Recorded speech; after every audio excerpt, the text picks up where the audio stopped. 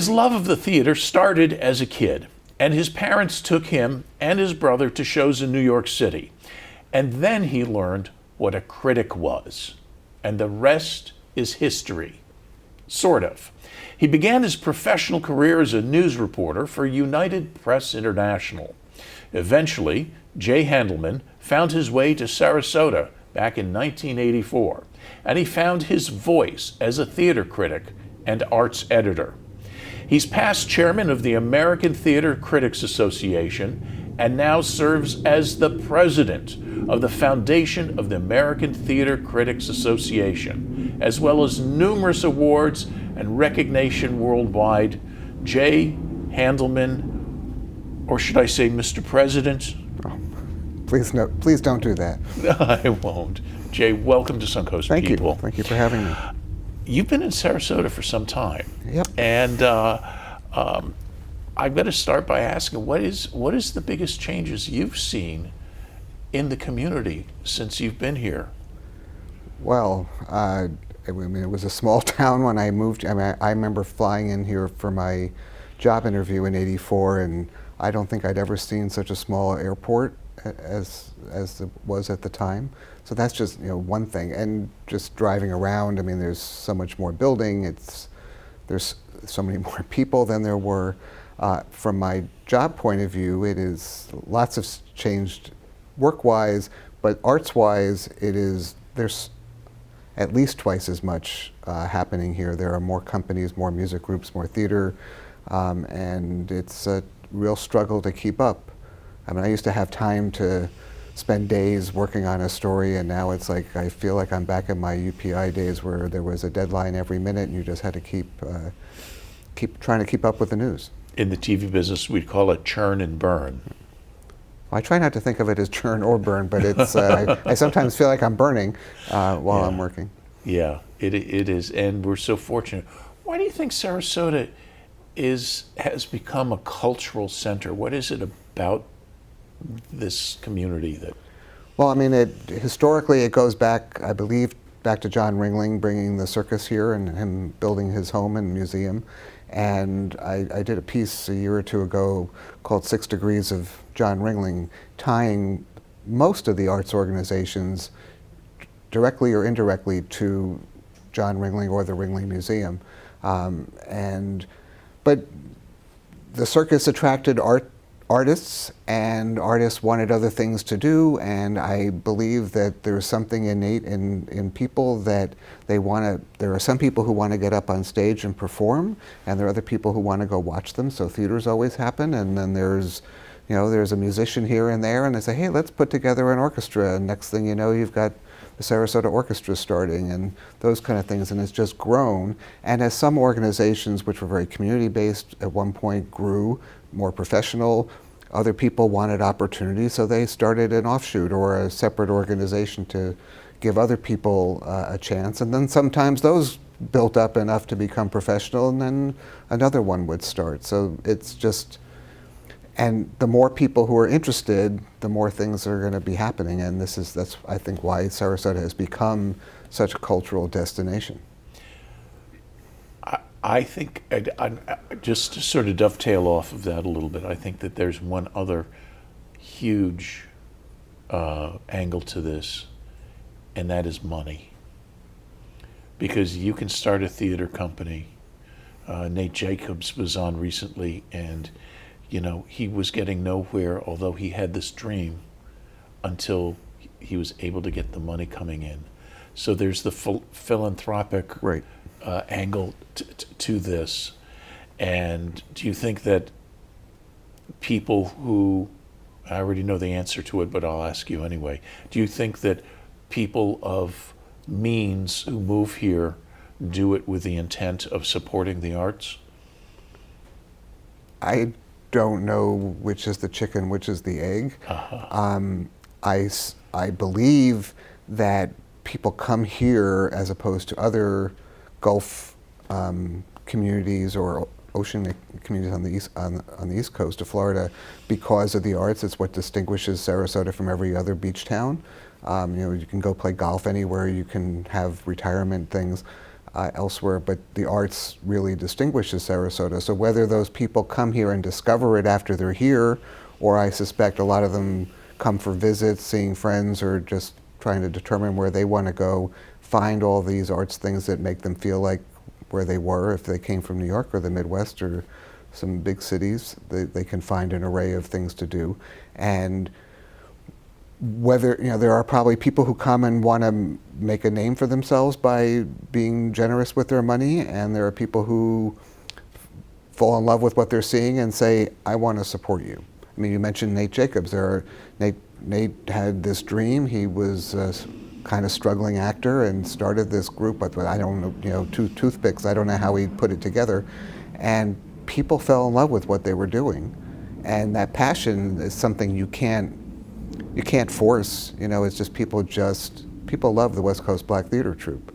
I think more than, I know every organization has its passionate supporters, but I think there's something distinctive about that, and that had to come after people see it and see what they're doing.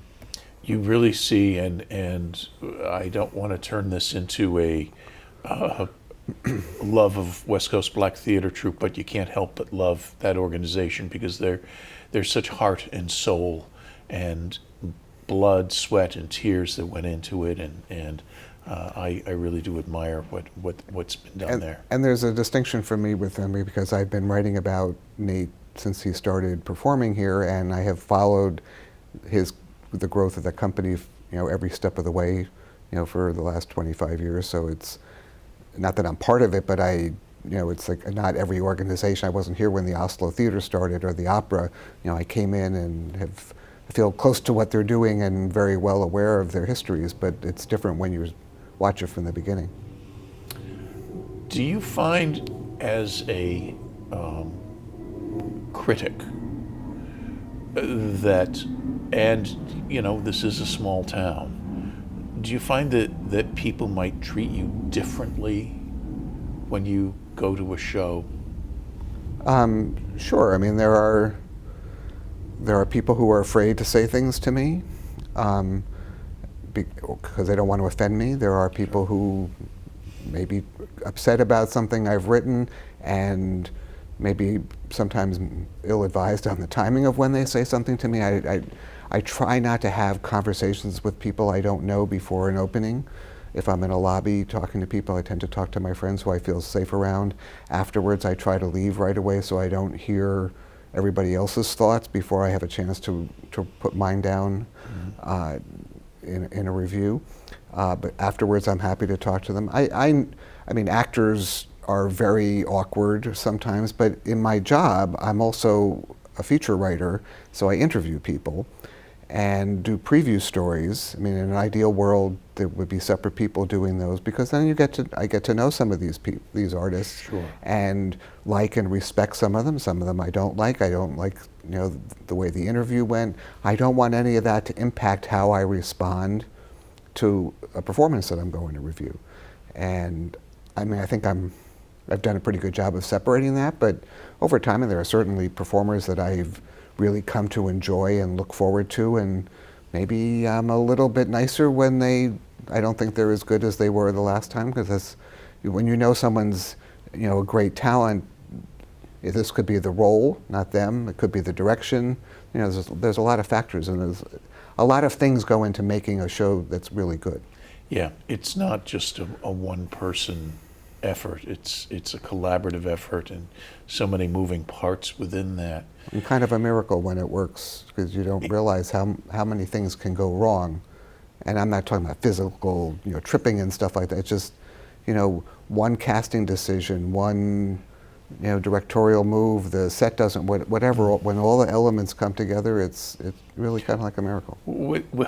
Well, Florida Studio Theater did last year, was it called the Play That Goes Wrong?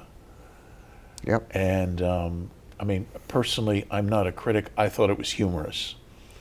And I had seen the show on Broadway, and this is a satirical look at a community theater in England trying to put on a murder mystery, like an Agatha Christie thing. And you always hear everything that can go wrong goes wrong, and this is what happens. And it's a potentially dangerous play for the performers on stage, because there are things that fall, things that get thrown, stuff drops from the rafters, and you could be, without great rehearsal, you could really be injured, I think. And when I heard that Florida Studio Theater was going to do it, I'm like, wait a minute. I'm so sorry, Jay. It's okay. The joys of being near the airport. Oh yeah, this is the 11:20 American Airlines flight to Charlotte. So I apologize. We go back and do that, or just move on to something else? No, because I want to hear your thoughts on that. Do you need a lead-in question, or it would be helpful? All right. You could just mention it again. Yeah, and last year Florida Studio Theater did a show about things that go wrong, the play that goes wrong.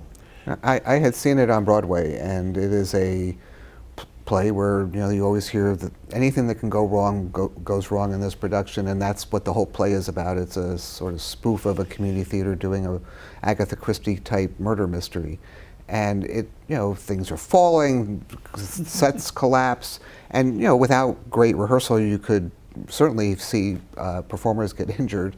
And when I heard Florida Studio Theater was going to do this, particularly one very tricky set thing, I was worried about, oh my God, how are they going to do this? Because when I watched it on Broadway, I remember thinking, the first thing I thought is, every theater is going to want to do this play. I am afraid for them. And Florida Studio Theater did it, and it was very funny, and they did a great job with all the technical aspects, and as far as I know, nobody got injured. Have you ever gotten in hot water from a review? Depends what you mean by hot water. I mean, I've certainly had strong reactions to performances. I've had people complaining that I didn't point out strong language in a play or didn't object to subject matter. Years ago, they also did a play called As Is, which was an early play about the AIDS crisis, and there were people just angry about that, writing letters to the theater and to me. There have been productions that have triggered letter writing campaigns organized by particular theaters trying to tell me how wrong I was, and I respect people having different opinions, and I'm writing mine, and I am not the kind of critic who acts like the voice of God, that I am, this is the way it is, this is a good production, this is a bad production. This is my reaction to it. This is what I thought worked, what didn't work. And I find that when people get really upset and send really strongly worded notes, when you write back, and I sometimes may just say, thank you for caring enough to write, especially when they're doing it on their own. The letter writing campaigns they're really ineffective to me. Unfortunately, the papers always back me when they've escalated to letters to the editor, to my executive editor. But I think when you just acknowledge someone's difference of opinion, I mean, it's like, the one good thing about being a critic here is that all our arts groups are nonprofit. They have performances. They have, theaters have subscription schedules, so the show's going to run for a month or 6 weeks. And it's not like Broadway, where it's all commercial and a really strongly negative review can impact the box office. They may not sell more tickets because of my review, but the actors aren't going to get put out of work early, or that kind of thing. So it takes a lot of pressure off me, so I don't feel like I'm a theater killer or an arts killer. That could be a dangerous thing. Do you think you have a thick skin? I think I've developed one. I mean, I'm pretty sensitive, and I'm mortified if somebody points out a mistake in a story, if I spelled a name wrong or have a date wrong. It's like there's nothing worse to me. And now that so much is online, you can fix it right away. When it's in the paper, we put corrections on page 2. No one even sees them, that's hard, and that's a bad thing. But I think when people get really upset and they're, to me, irrational in their anger, that doesn't get to me. It's more low-key things that sometimes make me think, did I say this wrong? Or maybe I didn't say it as well as I could have, and maybe it wasn't clear. And those kind of things can be adjusted online. But yeah, I don't think I really get too upset. I just get, I'm surprised more than anything. Like, really, you're getting, and sometimes it's like, why are you getting upset about this show? Yeah. It's not even, it's not worth much. Yeah, you want to get upset? I'll give you something to be upset about. Right. I'm going to write or whatever. So, what exactly is a critic?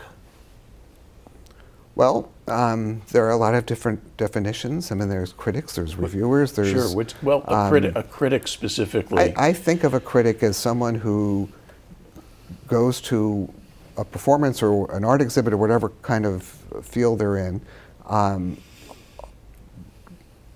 looking at the work, assessing it, sharing their opinion based on experience and education about the material, and trying to put some perspective in it. What does this have to say to us today?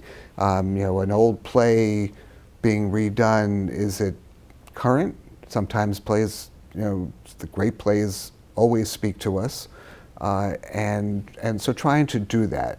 Now, doing it in a daily newspaper, as I've been doing for the last 36 years, is a little different than having a magazine or a big, you know, some kind of arts journal where you can get into much deeper explorations of themes and things like that. I'm trying to do these reviews quickly and putting as much perspective and a sense of the moment into them. So that's how I sort of look at it. And I think reviews are more like, you know, this was good, it was bad. And I try to avoid writing things that like can be easily extracted for ads. I know I have colleagues who love to see their names on a theater marquee or in an ad, and it's nice if it's appropriate. If I love a play, I want to do everything to help get people to see it. The Oslo just did a play called Silent Sky this season, which I just loved, and I don't know how, I think it did okay, but I wanted every seat to be filled because I thought people would love it. But there's only so much I can do to get people to go out and buy a ticket. Sure. A little bit of sharing. This is a sharing moment, folks, so pay attention. I took some theater classes when I was a student at the University of Minnesota, or as we would say, Minnesota. And there was a professor there by the name of Arthur Ballett, who was also a critic, and he did this whole lecture on reviewing and being a critic. And our assignment was to go out and review a play. And he said, "Don't be like my dog." And of course, you know, all the students were like, "I'll buy a new dog food for my dog, and I'll put it down. And the dog will love it and eat it all up. But my dog won't tell me why they love the new food. Don't be like a dog." What do you think of that analogy? It's an image I haven't ever thought about before or hadn't heard. I mean, the whole point of what I'm doing is to explain myself. And when I have worked with young writers, would-be critics, I used to be a mentor in a arts journalism program at Oslo Rep. I would teach people to, you know, you have to keep explaining yourself. And it's sometimes writing a review is, you could, if you've never done it before, think of it as writing a letter to your best friend or an email these days, and sharing what you just watched, and whether it's a TV show or it doesn't matter. And you can't just say it was good. Why was it good? And you have to start breaking down the different elements of it. So it's like talking to a 2-year-old who keeps saying why. And you have to keep thinking of why did I feel this way. Sometimes when I love something, it doesn't matter all the technical things or all the plot points. I have to, you know, capture that positive experience. When it's really negative, I have to better explain what was it that was taking me out of the performance, out of the story, not believing the characters, all those things, so that you have, I want the reader to get a sense of what I experienced, and so that they can then make a judgment like, well, that sounds good to me, even if I didn't like it. Sure. I had in college, I had a course in criticism, and the professor who used to write, I think she reviewed mystery novels for the New York Times Book Review, said, if you're doing something that you don't necessarily like, you might say that in a review that, I don't usually like murder mysteries, but this, and so the people who love them who haven't read your work before may assess whether they should agree with you or not. That if he doesn't like murder mysteries, so if this one's really good, maybe what's it about it that make him feel that way, or am I not going to like it because I just love them in general? I didn't explain that really well, but there's something in that admitting your bias for or against something that can help a reader better appreciate your opinion to help them decide what they want to do about that. In the little bit of research that I did, and reading about you and as a kid going into New York to see plays, and then you learned what a critic was. And was there a light bulb that went off, like, I think I want to be a critic someday? No, I mean, the story that my parents told me, and I don't remember this happening, every Christmas week, I grew up right outside New York in New Jersey, and my first show was the musical 1776, which was a great start. And I just loved the experience, and I didn't have the experience that a lot of artists have. I was like, oh, I want to be up on that stage. I did do shows when I was in high school, and I was in the chorus and the orchestra and band in high school. But every year we went to a show, and the third or fourth year, my oldest brother, 7 years older than me, asked my parents, what did the critics say? And I had never read a review. I didn't know there were reviews, because I was like 13 at the time, maybe. And so I was told that there's a job where you get paid to go to the theater and write what you think about it. And I thought, well, that sounds pretty neat. And from that point, in junior high school and high school, I was writing reviews of whatever. I wrote a review of a TV show in my junior high school paper, of something that, by the time it came out, it was 2 months old. And I did it all through college, working for my college newspaper at American University, and developed an ability to write reviews and get, studying theater and studying criticism and, trying to figure out how to do this job. And the great thing is that I do the same thing every day, and I'm always different, because what I saw last night, doing an interview like this, changes your perspective on everything. You're a different person, not drastically, but every little thing informs how you see something. Did you ever want to be an actor or a director? Was that ever on the radar? No. No, when I was the high school I went to, we didn't do like the typical high school musicals. Our theater director did reviews that he put together, songs from different shows, and so I didn't have that real experience. I took a drama class in high school, and I think if I didn't do what I do now, I probably would get involved in community theater. I went to college to study journalism and theater and didn't major in theater because the theater program was more performance oriented. And I heard too many stories about casting couches and things that, how people got their roles. I don't know if any of that was true, but that's what my friends would say. And I don't think that there have been plenty of times where I've been sitting in an audience thinking, geez, I could be better than the person who's playing this part. That doesn't mean I would.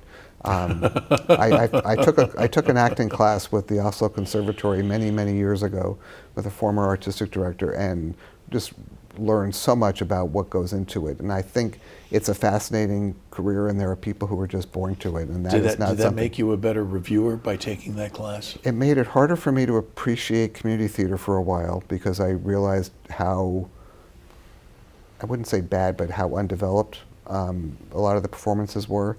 And it made me much more aware of what made a good performance, I think. So, because the nuances, just little details, and you can really see when someone's connected. So it was a great experience that informed me in ways that I can't really specify. It was just, there's something there in my head when I'm watching. Did you ever walk out of a show? It was so bad that the stink of it was. It's like I have to leave now.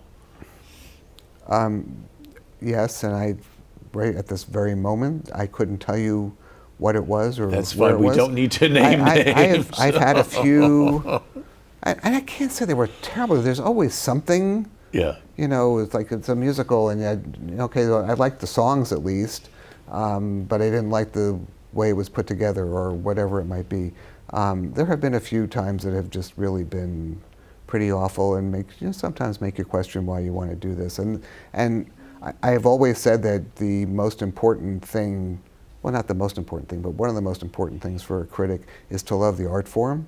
You have to want to be at the theater. And one of the big challenges of my life is, you fill out surveys and like, what are your hobbies? Well, my hobby is my job, Wow. which isn't my job. But if I had any other job, I think I would be going to the theater all the time. That would be, the way some people go to the movies or go, kayaking or whatever it is. I love to go to the theater, and my worry when I retire, how am I going to stop? Because I go and I want to say something about it. So Sure. there'll be an outlet somewhere on Facebook or Sure. something. What was the most difficult story you ever had to write? Wow. A lot of them are difficult, depending on the subject. I mean, doing obituaries is both horrifying and wonderful. I mean, it's hard to reach out to people who are really sad and despondent in some cases, but also it's invigorating because you get to tell somebody's story and let these loved ones do that. The worst thing, I think, I was in Washington on the day that Air Florida plane crashed in the Potomac River. Oh, yes. And 30 minutes later, a metro train derailed. And in Washington, we had our local news bureau and the Washington National Bureau there. And I was taking the initial calls about the plane crash, and I'm like, oh my God, and I was by myself at that moment, and like, I've never dealt with a plane crash. I ended up covering the train derailment, and by the end of the day, it was 11 o'clock at night or something, I had to trudge through the snow because it was a horrible snowstorm that day to go to the metro area, to the area of the metro line where that train was all crumpled up and there was blood and it was gory and probably the most horrific thing I had seen to that point in my life. And that was hard. That was really hard. What's next for Jay Handelman? The question of my life at the moment. What do you want to be when you grow up? How about that? Well, the problem is I've been doing what I wanted to do when I grow up for longer than I ever thought I would be able to do it. I figured that by the time I'm 50, maybe I could maneuver my way into a job as a critic, and I started doing it when I was in my late 20s. And so when you turn 50, then what are you going to do? Well, I'm still doing it since that was quite a while ago.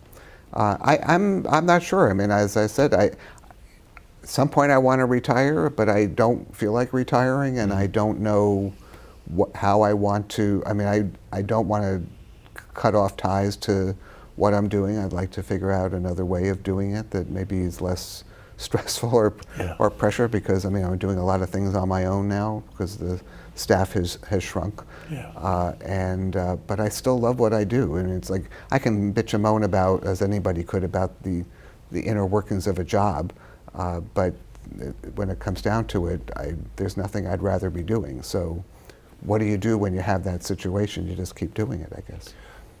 I don't want to keel over at my keyboard. That's one thing I want to avoid. Please don't do that. We need you, Jay. We need you, and I wish you many, many more years of great stories and thoughtful reviews. And I want to thank you so much, because I know you've got so many things going on right now, and certainly having to, again, at least from a TV point of view, we call it feeding the beast. You know, the paper goes out every day, and it's a hungry beast to feed. So, well, thank you. Thank you so much. And I want to thank you for watching. I want to thank you for your support please make sure to subscribe and like on whatever platform you're watching this program. If you'd like to send an email, if you maybe have an idea of someone who would be a great guest on Suncoast People, you can send an email right here to info@suncoastpeople.com. In the meantime, I'm Robert Tim. Thanks for watching.